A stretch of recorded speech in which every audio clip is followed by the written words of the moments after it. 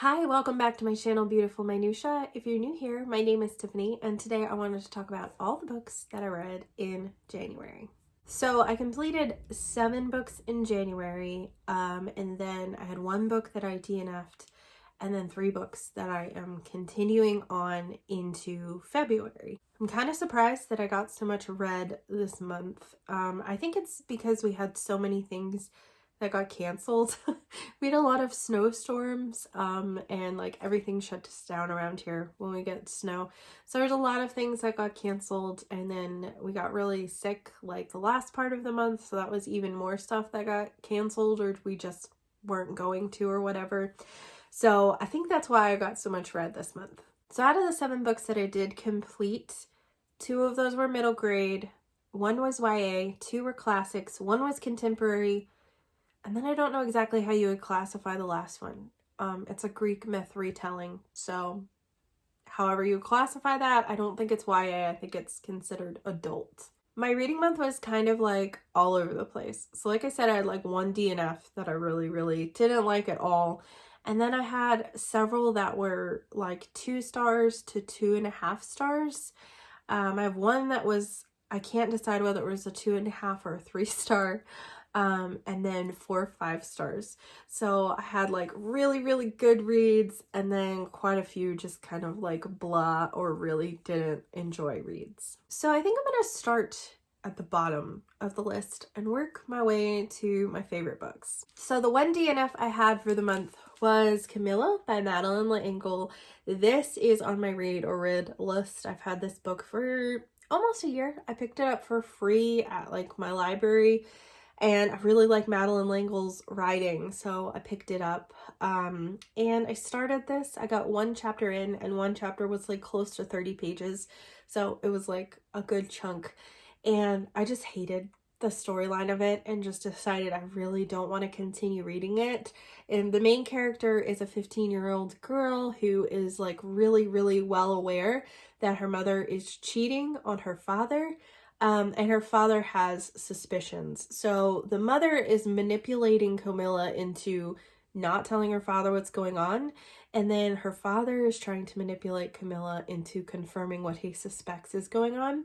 And I just really did not like that dynamic. It was really unhealthy and really terrible. And it's not being portrayed as being like this great situation, but it was just like not something that I wanted to read about. So I am just ditching this book altogether.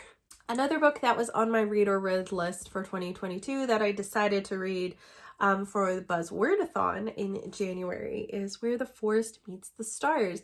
I love the cover of this book, and that was like the main reason why I picked it up, is because I just felt like the cover is just so beautiful. So this story is about a young lady, Jo, who's like working on her graduate program, which has been delayed after she has had cancer. So it's following her, and then she ends up coming across this young girl who kind of like attaches herself to Jo, so to speak, but it's clear she's like run away from home and is likely abused. So Jo's trying to figure out like where she came from and what's going on with her, and trying to like get her home, but the young girl claims that she's actually from outer space, and that she can't return home until she has seen however many miracles. I don't remember. I want to say it's like 5 or something, but I can't remember for sure.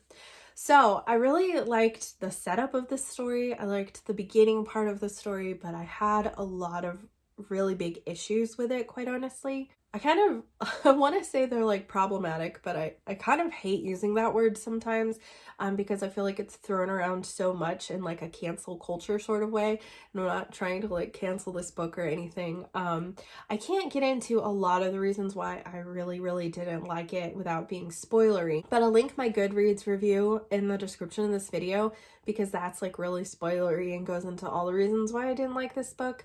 The biggest issue that I had with this book was how it treated mental illness, and just kind of made it one of those like, you just need to get out of your comfort zone and just get out of it. And that is So not true.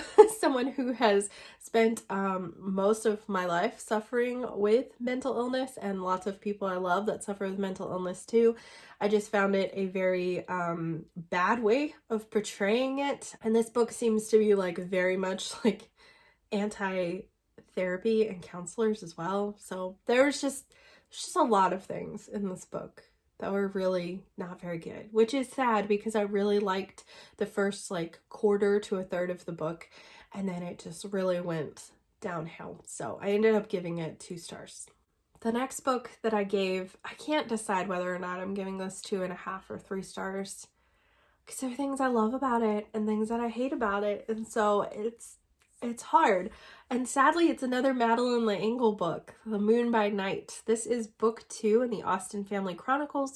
The first book, Meet the Austens, is like such an underrated, amazing book, and I loved it so much. So I was really excited to read the sequel, and I actually used this to fulfill a prompt for the Read Your Bookshelf challenge. This book takes up where the last book left off.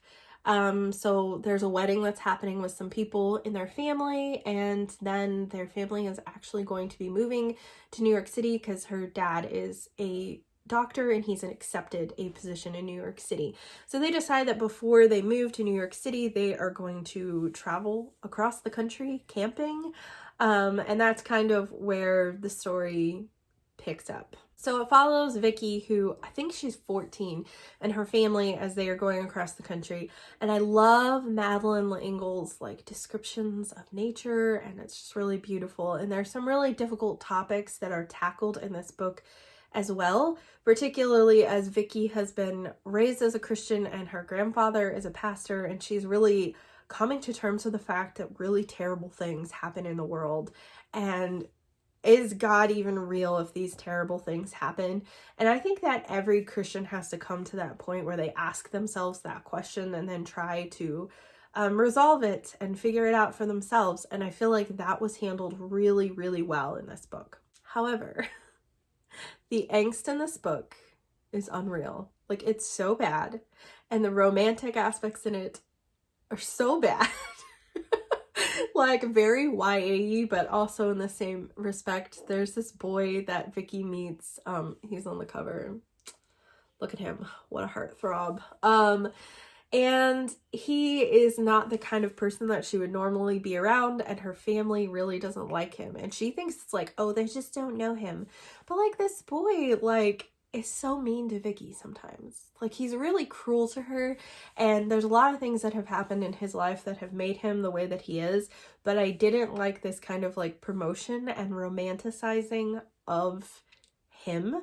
I feel like that is very, I want to use the word problematic again, but I just don't like when that is in a book that's geared towards children, especially, or young adults. I guess this book kind of falls, I classified it as YA because it felt very YA, but it's kind of like on the cusp of like middle grade and YA, kind of in between that. And I don't like when emotionally abusive or manipulative relationships are promoted and looked at as good in books for that age range, because I think that kids need good, healthy examples of what relationships should look like. So I really didn't like that, and the angst was really hard to get by in parts to where I almost DNF'd it, but I did push through. So I might be interested in reading some more books in this series, maybe, if they're less angsty. The next book on this list, I think I gave it 3 stars on Goodreads, but I kind of go back and forth between 2.5 and 3 stars, because 3 stars usually I would consider as like, oh, it was a pretty good book, but it didn't really like deeply impact me. And this kind of falls into that, but then there were things I didn't like about it too, so I don't know. And that book is Ariadne by Jennifer Saint. I somehow misplaced the dust jacket for this, which is unfortunate because it is like the prettiest dust jacket ever. In fact, I'm just gonna put a picture of that up instead of holding this book up, because I'm so disappointed at how ugly it looks without the dust jacket, and I can't find it. I don't know where it went. This is one of the last books that I read during the month of January. I was buddy reading it with Kelly from Cozy Reader Kelly. It's a retelling of Ariadne and Theseus, which is the whole Minotaur myth in Greek mythology. And it was fine. it was fine, I guess. My biggest issue with it is I felt like I didn't really connect with the characters. So it was very traditional with the Greek myths. It really wasn't a retelling. It was really just the same Greek myth. There wasn't really anything new added to it. It was kind of spun as like a feminist retelling of it. But really the only thing that's feminist about it is that Ariadne and her sister both realize that they're treated really unfairly by both men and gods and kind of made to pay for men's sins rather than men paying for their own. But it doesn't really change very much of how they behave or anything like that. So it didn't really feel like that much of a retelling. That said, I was pretty familiar with the myth of the Minotaur.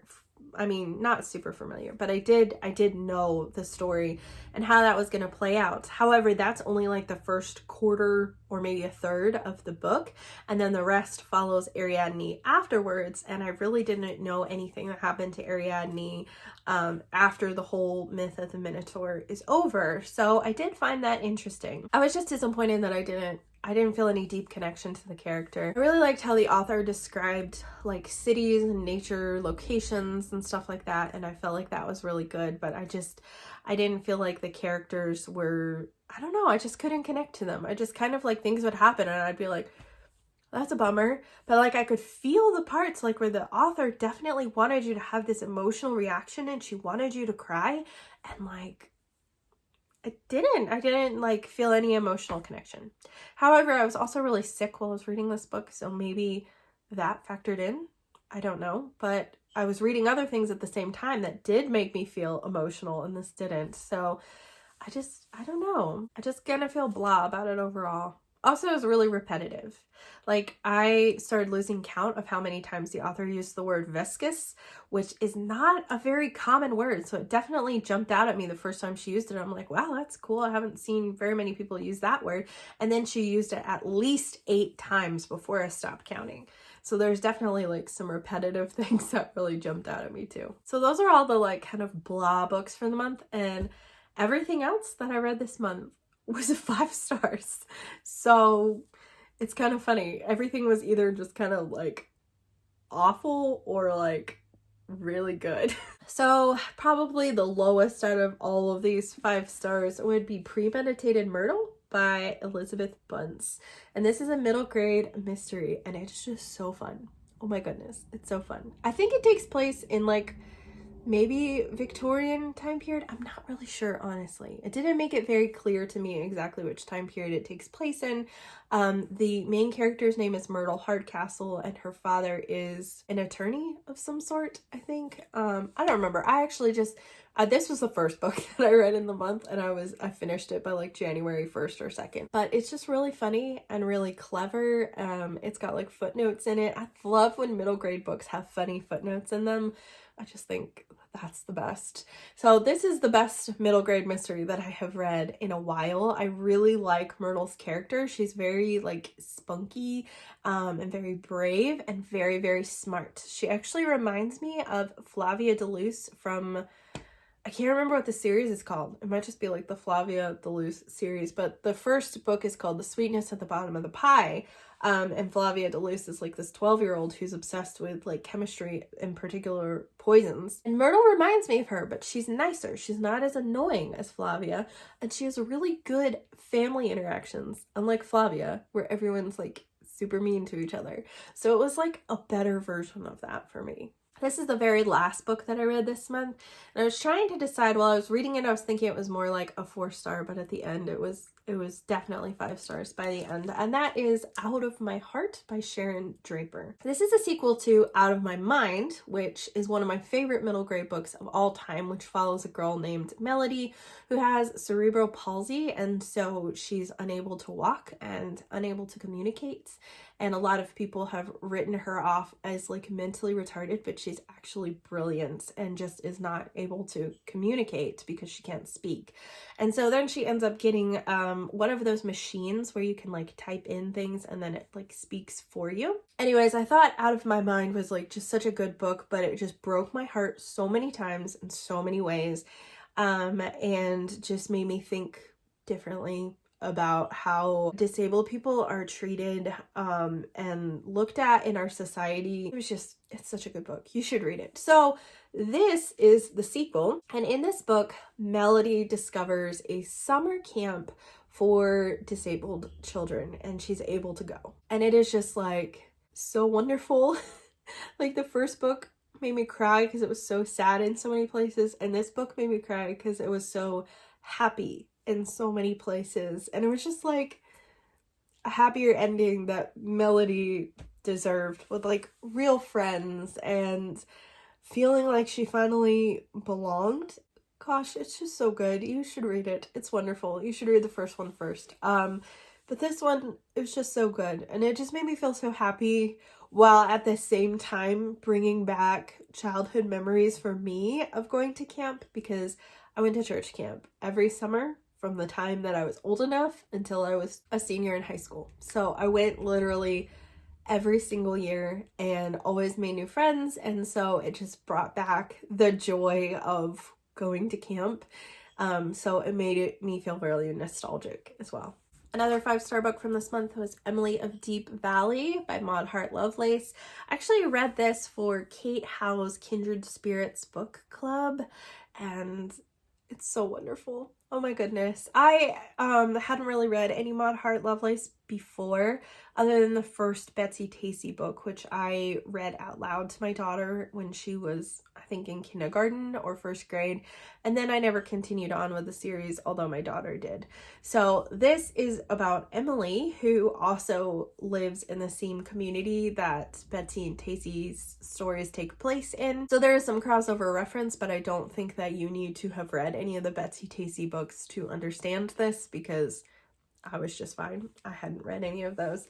So Emily lives in Deep Valley, and she's graduating from high school, and all of her friends are going off to college, and she wishes she was going to, but she has an elderly grandfather and she wants to stay home and care for him. And so she kind of experiences some like displacement and feeling left out. I'm not going to say too much more than that about the plot, because I really don't want to give too much away, but I started this book and at first was just like, I don't know if I like this. Like the first couple chapters, it just seemed too sweet.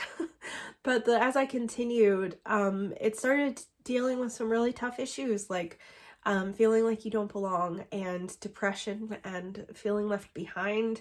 Even like immigration and racism plays a huge role in this, as well as like emotionally manipulative relationships.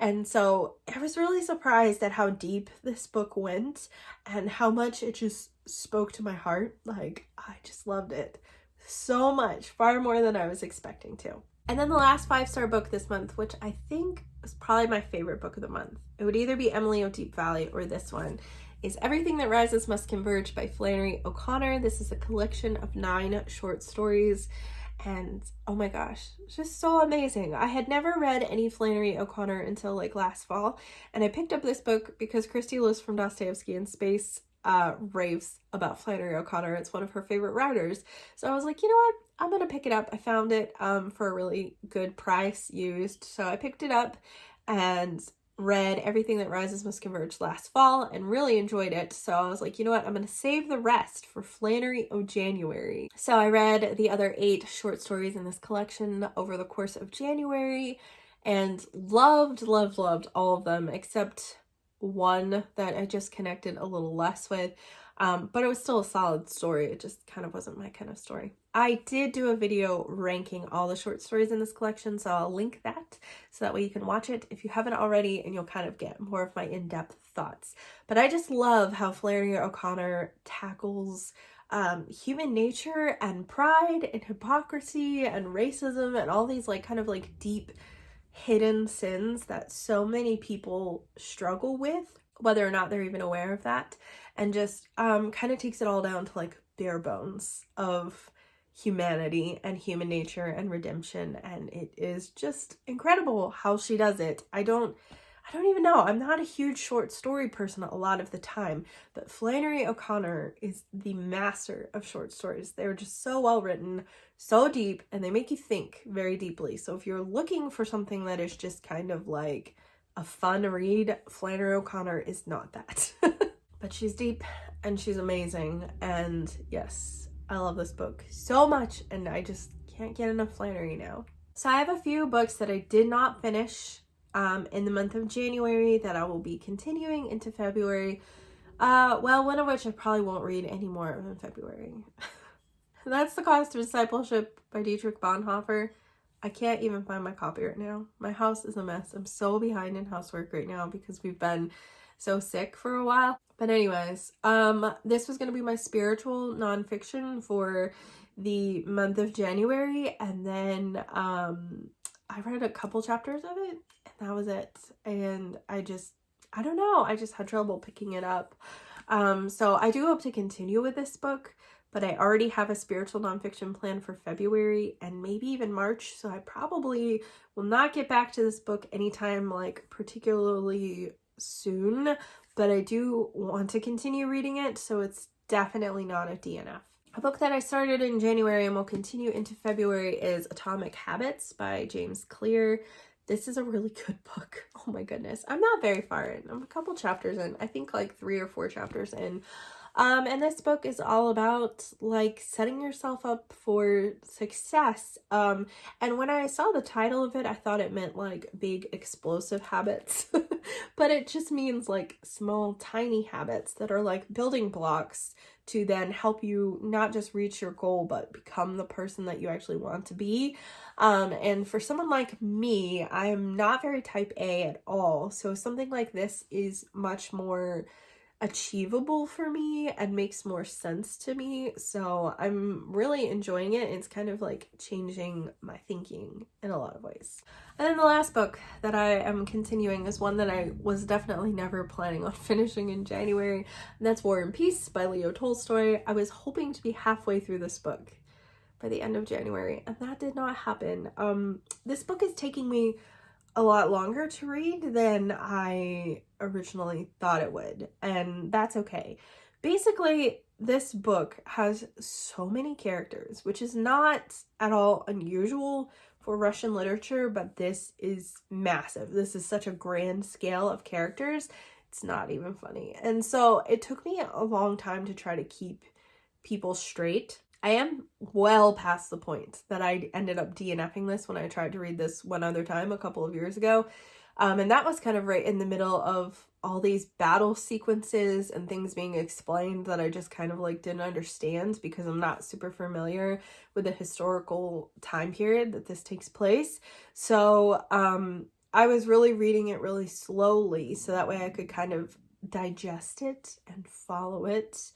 And I'm glad that I'm taking it slower because I really want to take my time. I feel like this is really a masterpiece of a book, but it is taking a lot of mental energy to read.